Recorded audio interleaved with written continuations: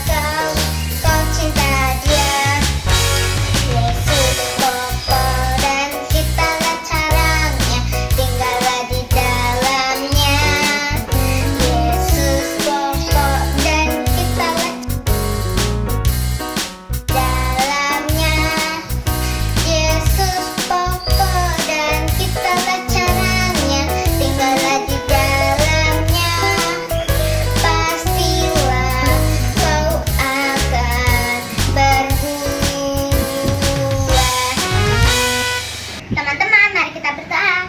Terima kasih Tuhan Yesus, di pagi yang indah ini kami bersukacita dengan memuji Tuhan, mensyukuri berkat yang telah Engkau berikan. Terima kasih Tuhan Yesus, amin. Terima kasih teman-teman, Tuhan Yesus memberkati kita semua. Dadah. Teman-teman, sebelum kita mendengarkan firman Tuhan, mari kita menyanyikan lagu Kusiapkan Hatiku Tuhan.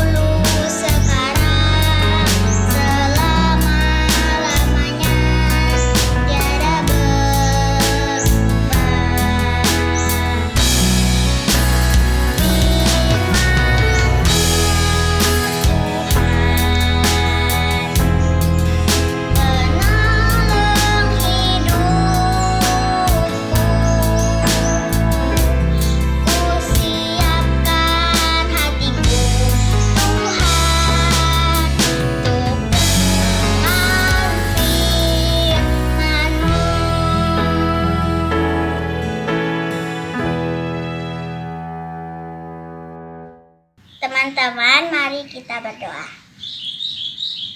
Terima kasih Tuhan Yesus, kami mau mendengarkan firman Tuhan. Tuhan memberkati dari awal sampai akhir. Dalam nama Tuhan Yesus kami sudah berdoa. Amin. Adik-adik yang kekasih, dimanapun berada saat ini, mungkin sekarang sedang duduk bersama dengan mama dan papa atau bersama dengan kakak. Kita jumpa lagi dengan Kak Atun. Hari ini kita akan mendengarkan cerita kita. Oke? Shalom. Sebelum kita mendengarkan cerita, mari kita satu di dalam doa. Allah Bapa kekasih yang kami sapa dalam anak Yesus Kristus, ya Tuhan, kami berterima kasih karena pada hari ini kami berkesempatan untuk menyampaikan firman-Mu kepada anak-anak-Mu ya Tuhan. Biar Kau sendiri yang menjamah, memimpin dengan Roh Kudus-Mu, sehingga baik kami yang menyampaikan maupun adik-adik yang mendengar bisa memahami, mengerti apa yang menjadi pesan-pesan atau apa yang menjadi sesuatu yang Engkau inginkan Tuhan melalui firman pada hari ini Tuhan. Terima kasih ya Bapa, ampuni salah dosa kami, di dalam nama Tuhan Yesus Kristus kami berdoa. Amin. Baiklah adik-adik, ya, cerita kita ini akan kita mulai dengan membaca dari Keluaran pasal 20 ayat 1 sampai 17. Sebelumnya kakak ingin tahu kabar dari adik-adik, tapi kakak percaya bahwa adik-adik semua dalam keadaan sehat, bahagia, ceria, karena Tuhan Allah kita Yesus Kristus adalah Allah yang selalu melindungi, menyertai, dan juga selalu mencintai adik-adik ya. Oke, dari kitab Keluaran ini ya, nanti bersama papa mama atau bersama kakak, adik-adik bisa membacanya di rumah ya. Nah, bagaimana kisah di dalam Keluaran ini? Ya, ini kisah tentang 10 firman atau 10 perintah Tuhan, atau yang biasa dibilang dengan 10 hukum Taurat, atau juga biasa disebut dengan dasar pitah ya. Jadi bagaimana 10 perintah Tuhan itu disampaikan kepada bangsa Israel ya. Begini, jadi pada saat bangsa Israel keluar dari tanah Mesir, tanah perbudakan, ya mungkin di dalam dalam pelajaran sebelumnya adik-adik sudah belajar bagaimana Musa membawa bangsa Israel keluar dari tanah Mesir, ya. Mereka kemudian berjalan di padang gurun. Nah, pada hari yang ke-90, yaitu setelah mereka 3 bulan berjalan di padang pasir atau padang gurun, di mana di dalam perjalanan itu Tuhan menunjukkan kepada mereka kuasa-kuasanya, bahwa Allah adalah Allah yang sangat luar biasa. Dia memenuhi kebutuhan mereka selama mereka di dalam perjalanan. Nah, hari yang ke-90 ini atau setelah 3 bulan mereka berjalan, mereka tiba di sebuah gunung yang bernama Gunung Sinai. Nah, pada saat itulah mereka kemudian membangun kemah mereka di depan atau di kaki dari Gunung Sinai tersebut. Kemudian Musa dan Harun yang memimpin bangsa Israel ketika itu, mereka berdua naik ke atas gunung, ke puncak gunung, dan berdoa dan berbicara dengan Tuhan di atas gunung. Pada saat itu Tuhan berbicara kepada Musa seperti ini, "Musa dan Harun, tolong katakan kepada bangsa Israel bahwa 3 hari lagi aku akan menemui mereka. Oleh karena itu mereka harus menyucikan diri, mereka harus mencuci pakaiannya, dan mereka tidak boleh melakukan hal-hal yang buruk ya, atau melakukan dosa. Mereka harus menyucikan diri." Nah, biasanya orang Israel kalau dibilang menyucikan diri itu mereka berpuasa, mereka tidak melakukan hal-hal yang berbicara yang keras atau berbicara yang jelek gitu ya, atau melakukan tindakan-tindakan yang buruk. Karena kata Tuhan, kalau kamu melakukan itu maka kamu akan mati. Jadi orang Israel juga dilarang naik ke atas gunung ataupun melintasi perbatasan yang dibuat ya. Kenapa mereka tidak boleh naik ke atas gunung? Nah, Karena pada zaman itu manusia ini masih berdosa, dan waktu itu Tuhan Yesus belum lahir. Jadi dosa-dosa manusia ini belum disucikan.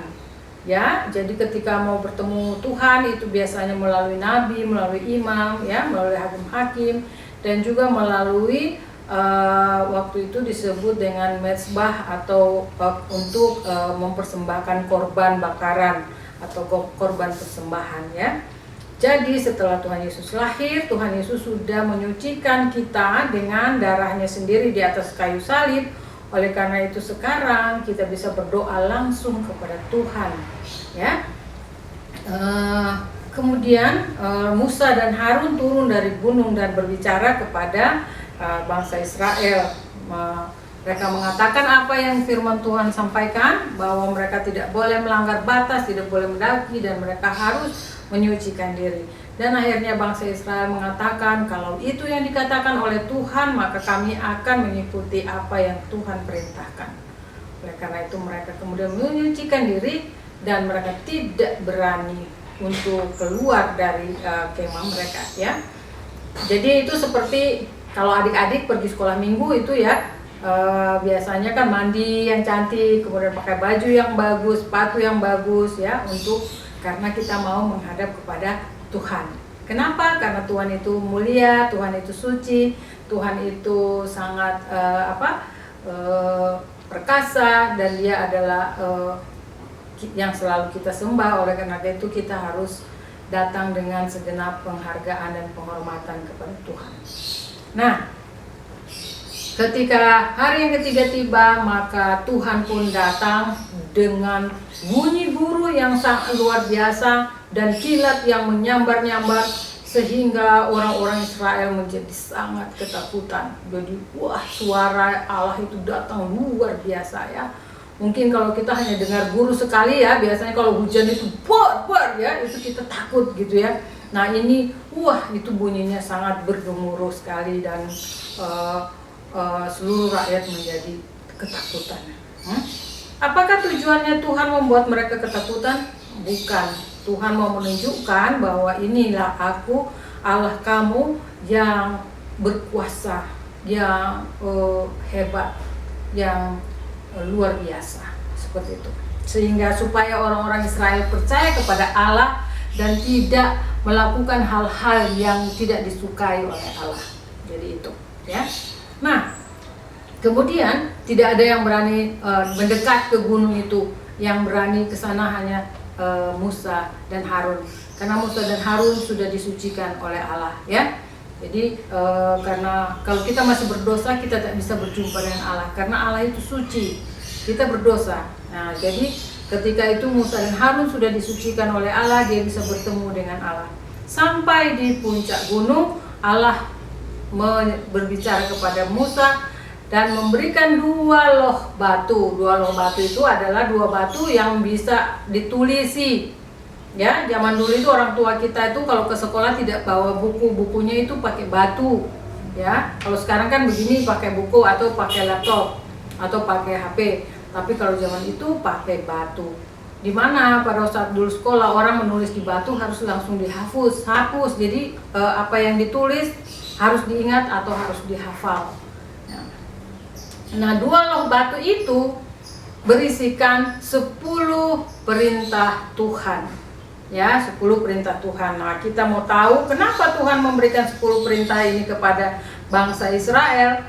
Karena bangsa Israel mengasihi dan mencintai, karena Allah mencintai bangsa Israel. Dan Allah ingin bangsa Israel hidup saling menyayang, saling rukun, saling damai, saling menolong satu dengan yang lain. Jadi bukannya mereka saling bertengkar atau mereka gontok-gontokan atau mereka perang-perang begitu, ya. Tuhan mau mereka hidup damai. Oleh karena itu harus dibuat suatu aturan, peraturan-peraturannya. Itu ada 10, ya. Yang pertama ini mungkin adik-adik sudah sering mendengarkan, ya, apa itu 10 perintah Tuhan, ya. Yang pertama adalah jangan ada padamu Allah lain di hadapanku. Jadi satu-satunya Allah yang boleh disembah, satu-satunya Allah yang patut untuk kita hormati, cintai, dan selalu kita dengar itu hanyalah Allah saja, yang sekarang kita sebut dengan Allah di dalam nama Tuhan Yesus. Kemudian yang kedua, jangan membuat bagimu patung yang menyerupai apapun untuk disembah, ya. Jadi kalau kita biasanya melihat, kok ada ya orang bikin patung kok disembah gitu, padahal patung itu kan dibuat oleh manusia, kok kita menyembah dia? Lalu siapa yang harus disembah? Harusnya yang disembah adalah Allah yang menciptakan kita itu, ya. Yang ketiga adalah jangan menyebut nama Tuhanmu dengan sembarangan, karena Allah itu suci, Allah mulia, Allah perkasa, jadi kita tidak boleh menghina Allah. Yang keempat adalah ingat dan kuduskanlah hari Sabat, atau kalau kita bilang sekarang ini hari Minggu, biasanya adik-adik sekolah Minggu, ya. Hari Sabat karena Tuhan menciptakan bumi ini selama 6 hari dan dia beristirahat pada hari yang ke-7, karena hari ke-7 itulah disebut hari Sabat. Nah, yang selanjutnya adalah hormatilah ayah dan ibumu, ya. Katanya kalau menghormati ayah dan ibu, maka kita akan lanjut usia kita kepada tanah yang dijanjikan oleh Tuhan, atau kita akan hidup bersama dengan Allah di sorga kalau kita menghormati papa dan menghormati mama. Jadi kakak percaya adik-adik semua pasti selalu menyayangi mama papa, selalu menghormati mereka, tidak ingin mereka bersedih, tidak ingin mereka menangis karena perbuatan kita, ya. Kemudian selanjutnya adalah jangan membunuh atau jangan menyakiti, karena kalau kita dicubit kita nggak mau, kita dipukul kita nggak mau, demikian pula kita tidak boleh menyakiti, mencubit, apalagi membunuh atau memberikan kata-kata yang menyakitkan, ya. Kemudian jangan berzina atau bertindak tidak setia, ya. Satu-satunya yang harus kita cintai adalah Allah kita, jadi tidak boleh kita mencintai Allah yang lain, ya. Kalau adik-adik sekarang misalnya punya HP atau punya laptop, jangan menjadikan itu sebagai Allah, ya. Artinya selalu nggak mau kehilangan laptop, mau kehilangan HP, itu biar aja kehilangan Allah, jangan, ya. Jadi Allah adalah yang nomor 1.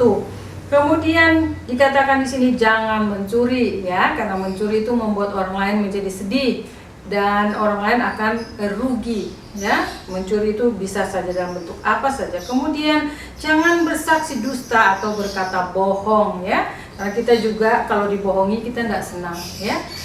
Contohnya kalau orang yang minjem buku lalu dia bilang besok aku kembalikan, ya, tapi besoknya ditanya bukunya mana, wah maaf ya saya lupa, wah kita sedih padahal bukunya mau kita pakai belajar hari itu kok dia nggak bawa. Itu adalah perbuatan berbohong.